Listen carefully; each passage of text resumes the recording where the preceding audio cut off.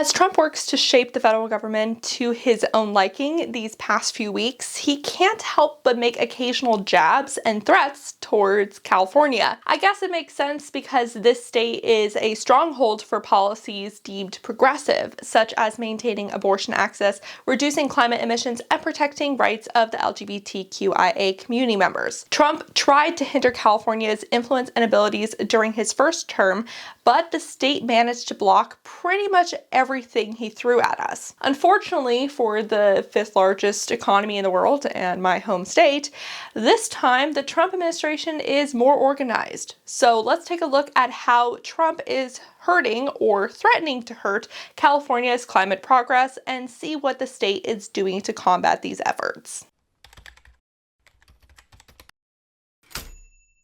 Hey y'all, it's Becky here from the Beckosphere, where we talk about the climate crisis and clean energy transition. If those sound like interesting and important topics to you, hit the subscribe button below and ring the bell so you don't miss every time I post. Trump continues to get a lot done, to put it mildly. He's frankly given us so much content to go over that I need some help covering it all. Thankfully, today I'm joined by my friend Adam to help discuss today's topic. Hi, Adam. Hi, Becky. Adam is a climate scientist with a PhD from Oxford and has an awesome channel where they break down climate change topics in an engaging and understandable way. So, Adam, has anything surprised you about the first part of Trump's new term in office? I think for me, the biggest surprise has been just how much it's like what we thought it would be like. You know, you do your best research on what could happen, but you kind of hope that you're wrong. It's kind of wild to see pretty much all of our fears being borne out by reality. The other thing is less about what and more about when.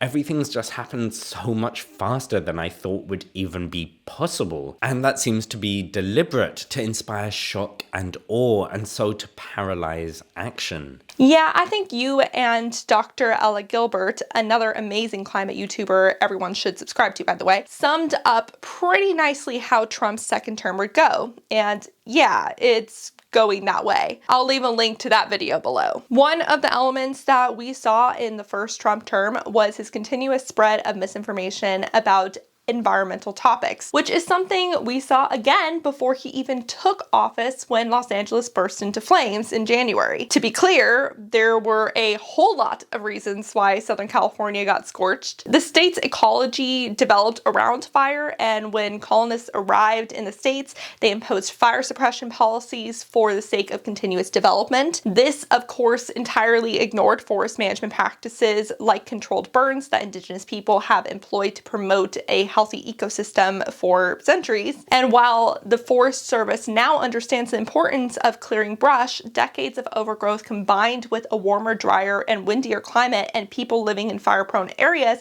has all created a very complicated situation, something that Trump clearly does not understand. Instead, he thinks people can just snap their fingers and fix decades of environmental management practices. Spoiler alert, they can't. Especially when you slash their funding. This winter, might I remind you, this wildfire happened in the dead of winter. Southern California had a perfect concoction for a really bad fire season due to strong Santa Ana winds and recent climate whiplash events. That's been the recent addition to the climate vernacular. Climate whiplash. Hasn't it, Adam? Yes, and it's a really fitting and evocative term. Climate whiplash refers to the rapid shift between extreme wet and dry conditions. And research has shown that whiplash events are becoming more common across the world as the climate changes. So looking at the LA fires, the past 2 winters were really wet, which filled up reservoirs and greened up the landscape. But then that was followed by the most recent autumn and winter, which were really dry, killing vegetation, effectively providing loads of fuel for the fire. And as Becky already mentioned, the fires are complicated and there are loads of different factors at play. But research confirms that climate change is indeed a major driving force, making these fires a third more likely than they would have been if we hadn't heated the planet. And now, off the back of these fires, we're seeing climate whiplash the other way round in Southern California, whisper SoCal to its friends. SoCal, which sounds a bit ridiculous in my British accent, just got hit by a downpour of rain that caused flooding and mudslides, and climate change made this doubly worse. Firstly, thanks to the fire, there was no vegetation to hold the hills together, and soils were too dry to take up water. And then secondly, global warming has heated our atmosphere, and since hotter air holds more water,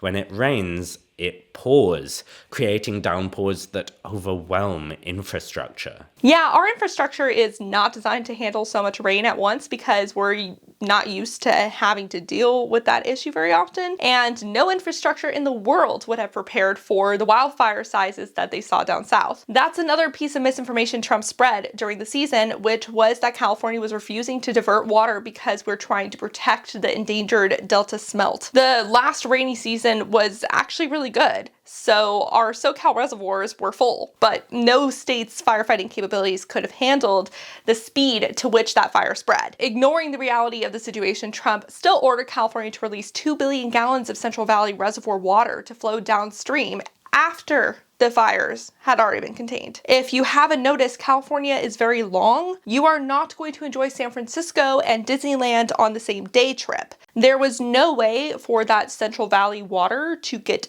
down there to be helpful. This stunt just caused flood risk downstream and wasted farmers' water, which Trump said he would protect. Well, that's not like Trump, endangering the very people he said he'd protect. I know. Very unusual. The farmers aren't very happy about it, especially because it's winter, so not much is growing to make use of all that water. So that's been one of the biggest ways Trump has impacted California's environmental policy so far this term. But he has many more plans in the works. He wants to go after California's ability to lead states in air quality standards. As a short explainer, California's air quality was so bad in the 1970s that the US government added language to the Clean Air Act that allows California to set stricter air quality standards than the national requirements, and that states are allowed to follow those standards if they wish. 17 states and DC follow California's clean vehicle emissions standards, which sees states banning gas-powered cars by 2035. Trump has already created a speed bump in that goal. California recently announced that it would drop its goal to require more than 30,000 diesel trucks to be converted into battery-powered semis by the end of the year because they would have needed a waiver signed from the president, which was just not going to happen. So do you think that Trump's actually going to be able to block California from creating stricter emissions standards? Well, he tried and failed last time because it requires an act of Congress to remove California's ability to do so. Granted, he's doing a lot of things that arguably should have gone before Congress to enact, so nothing is off the table. It would be a huge blow for US climate policy if that were to happen. For now, California is maintaining the EV tax credit for state residents, even though the federal one has already been scrapped by Trump. Also related to transportation, Trump ordered California's bullet train project to be investigated. The project, which would create a route straight from San Francisco to LA, has been very delayed and way over budget. So this is a rare example where I will say, that's fair, Trump. Yeah, that seems like a project that's gone off the rails. Oh, thank you, Adam. Did I mention that they are the pun master of the climate YouTuber world? And what a hard-won title that is. But years ago, I actually took the train between LA and San Francisco, where I was giving seminars on my research. And while the train ride was stunning, it was definitely pretty slow. So at least in theory, a bullet train in California sounds like it would be a game changer. So it kind of sucks that the project's been chugging along so slowly.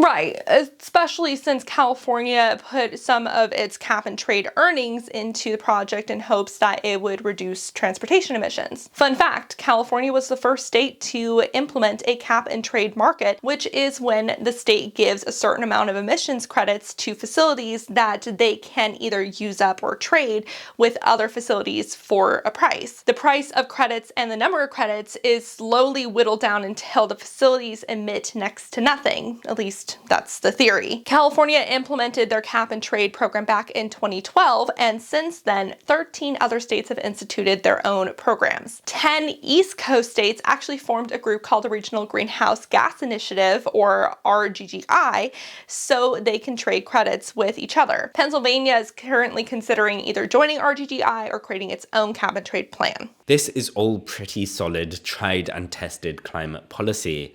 I mean, cap and trade emissions markets exist all over the world, but solid, climate and Trump are three words that don't tend to exist happily in the same sentence. Is there any sign that he would come for cap and trade? Well, if he tries to, California is ready to begin the lawsuits again for anything this federal administration might throw at it, not just for energy and environmental stuff. Last Trump term, California sued the federal government 123 times and mostly won. In this first month, California has joined 4 lawsuits so far, all of which have led to injunctions.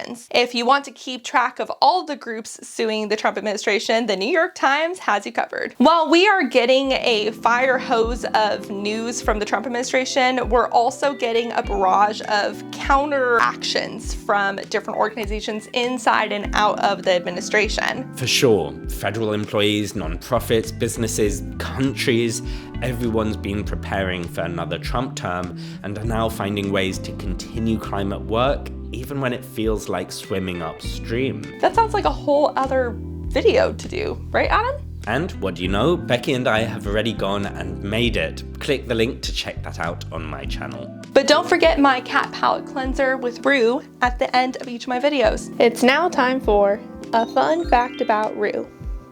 Rue loves bunny kicks. That's his favorite thing. He loves to bunny kick me. We've got a good routine about it. And that was a fun fact about Rue.